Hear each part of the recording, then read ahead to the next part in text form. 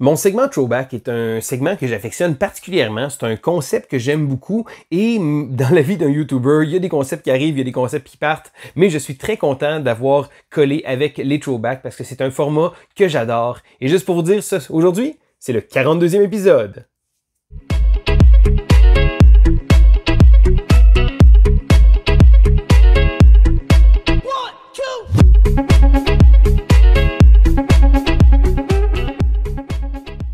Bonjour, l'école du jeu. Mon nom est Sylvain et on se retrouve aujourd'hui pour le segment Throwback du mois de juillet 2022. Alors, c'est le retour des jeux de l'an passé. Ça fait à peu près 42 fois que je dis toujours la même intro lorsque je présente le concept, mais peut-être, qui sait, c'est votre premier Throwback. Dans ce cas-là, je vous invite quand même à regarder les autres Throwbacks parce que je vous parle d'une tonne de jeux et c'est un segment que j'aime parce que oui, je passe en rafale très rapidement sur beaucoup de jeux et je me dis qu'à un moment donné, il faudrait que je compile toutes ces informations-là pour mettre ça dans une belle base de données.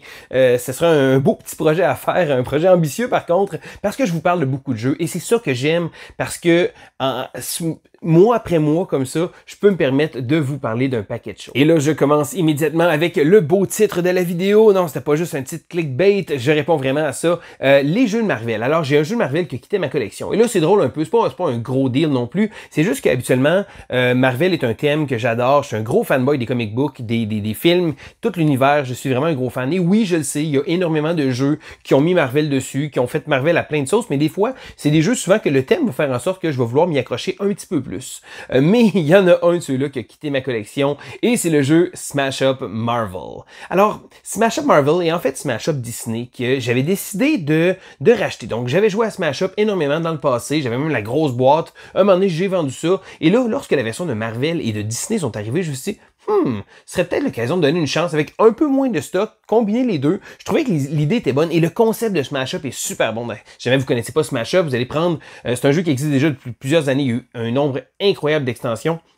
Mais dans Smash Up, vous allez prendre deux decks, donc ça se pourrait que ce soit des ninjas dinosaures. Là, fou! Vous mettez ça ensemble, vous avez un deck, et le but c'est de faire du contrôle de certaines zones. Il va y avoir des zones au milieu, et on va placer des cartes qui vont avoir de l'influence, des points d'influence, jusqu'à temps que chacune des zones arrive à un point un point de bris, et là ça va marquer des points. Donc l'idée de Smash Up est toujours super le fun, mais le problème, et c'est la raison pour laquelle il fait plus partie de ma collection, et que je me suis rappelé pourquoi le jeu avait quitté ma collection également, c'est qu'il y a énormément de textes à tenir en compte. Et pour un jeu qui se veut être amusant, oui, le fun vient de toutes les habiletés spéciales qu'on peut comboter les uns et les autres, et d'habitude, le concept des combos, c'est vraiment un concept que j'adore. Sauf que dans le cas j'ai trouvé de Smash Up, je pense que, je sais pas, j'ai fait trop de choses à apprendre, puis je me dis, ça pourrait être le fun de jouer en famille, mais même là, le combiné avec le fait que le jeu est en anglais, qu'il y a énormément de texte, ça n'a pas été un bon fit. Donc malheureusement, Smash Up a requitté ma collection, et je me suis bien rappelé pourquoi. Donc qui sait, peut-être un jour, si la version française arrive, je vais me laisser prendre au jeu, et je vais me rappeler à la suite de ça pourquoi Smash Up a quitté ma collection un bon nombre de fois. Un autre jeu qui a quitté ma collection, et cela encore là, c'est drôle parce que c'est un autre jeu avec un gros attachement émotionnel, c'est le jeu Disney Gargoyles Awakening.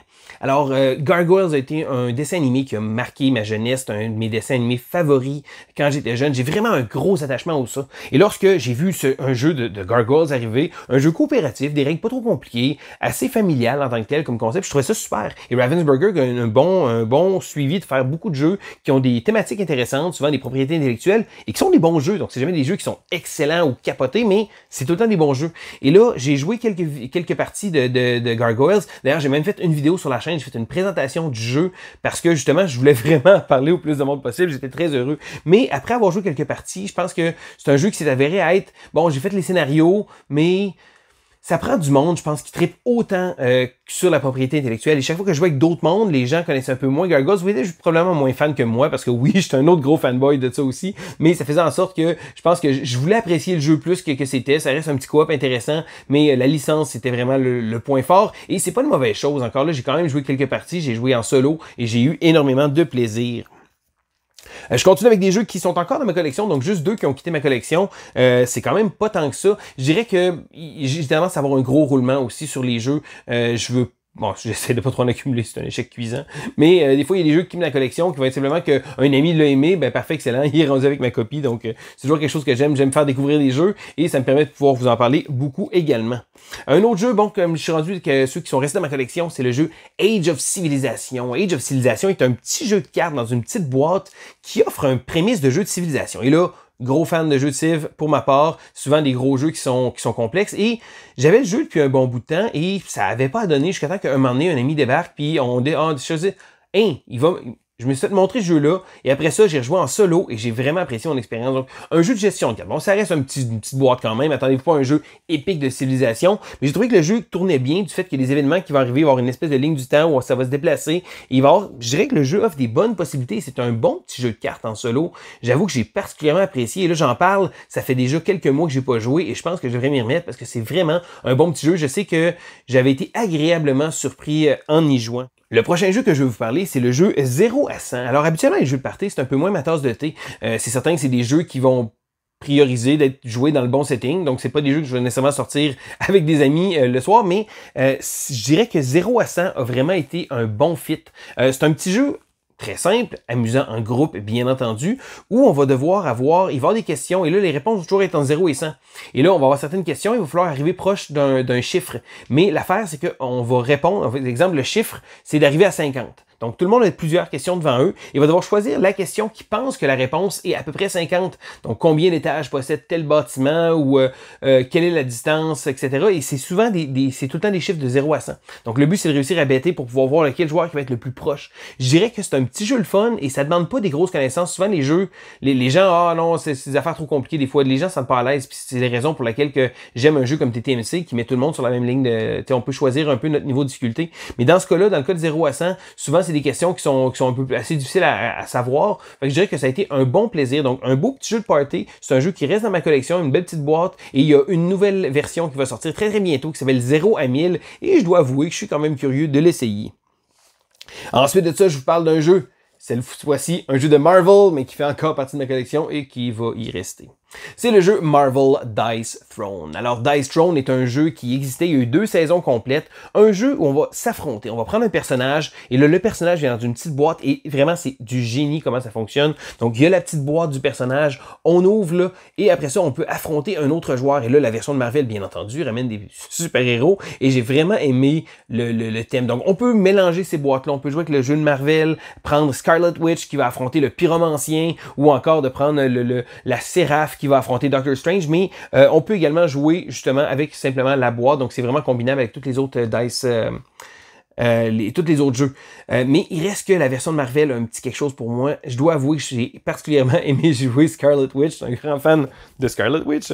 Alors, je dirais que je trouve ça le fun, une belle sélection de héros. Il y a Loki, il y a Thor, il y a Miles Morales, il y a Black Panther, il y a Black Widow, Captain Marvel. Donc, une espèce de mélange. Ils sont pas allés avec les personnages classiques, là, les Hulk, Iron Man, Captain America, etc. J'ai trouvé ça le fun. Une bonne lignée de personnages. Donc, malheureusement, je pense pas que c'est un concept qui va faire d'autres. Souvent, c'est un one-shot, mais j'ai su que le jeu, où peut-être qu'il est même déjà fait, il va être en français. Donc, il va sortir en français, ce qui est vraiment une bonne nouvelle parce que les autres versions sont sorties en français, puis c'est vraiment un gros plus pour la visibilité. Et Chic Adventures aussi, qui fait partie de ma collection, que j'ai même pas joué encore, qui est également faite en français. Donc, une belle franchise, sérieusement, ça vaut la peine.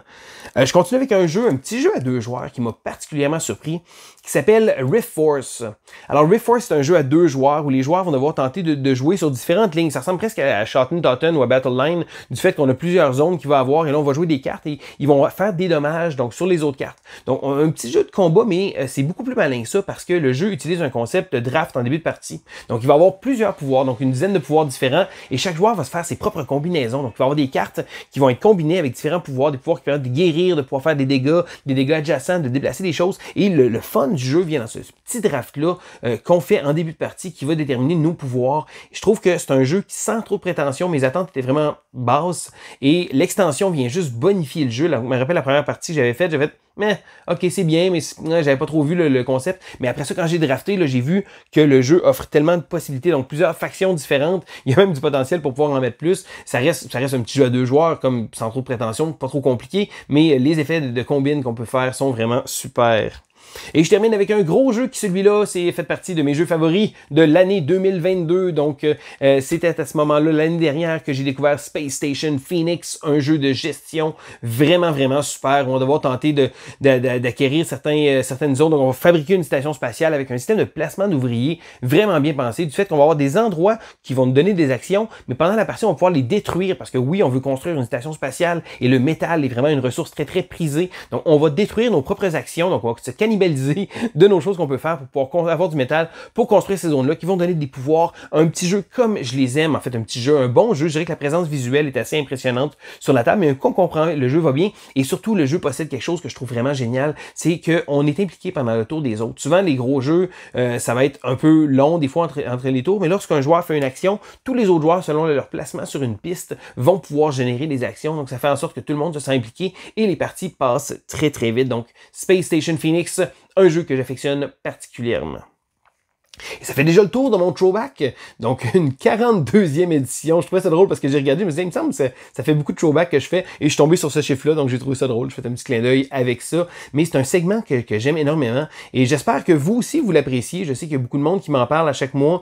Je trouve ça vraiment le fun d'avoir un beau petit segment comme ça, récurrent, qui fait en sorte que je peux vous parler d'un paquet de jeux, mais il va vraiment falloir, à un moment donné, que je fasse un répertoire ultime de tout ce que j'ai parlé pour pouvoir vous donner un accès rapide à une tonne de jeux. Donc, c'était Sylvain pour l'école du jeu et on se dit à la prochaine!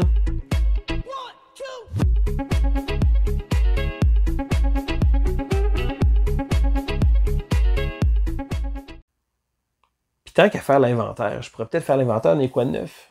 Ouais, c'est un peu ambitieux comme projet, je pense.